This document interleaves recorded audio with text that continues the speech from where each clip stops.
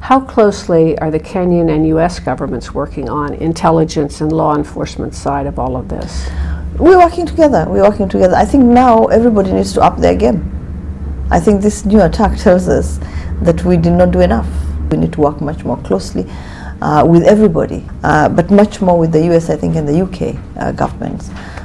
Because, as you know, both the victims and the perpetrators, came from Kenya, the United Kingdom, and the United States. So both British and American citizens were among the perpetrators? Yes. From the information that we have, 2 or 3 Americans, and I think so far I've heard of 1 Brit. And the Brit was a British-born woman? Woman. And she's, I think, done this many times before. And the Americans?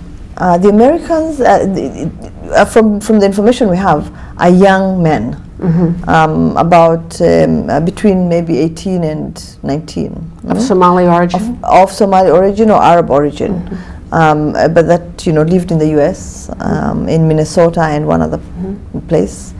So basically, look, I mean, that just goes to underline, I think, the global nature of this war that we're fighting.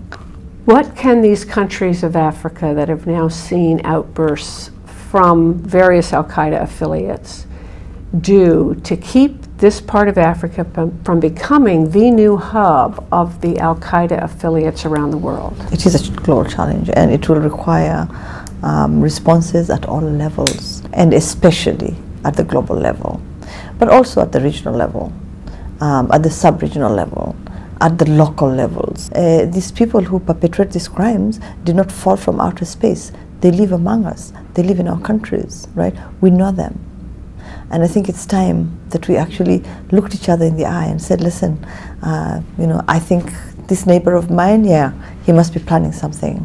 I think we just need to be much more aware, much more prepared to deal with this, right? And we must always remain ahead of them.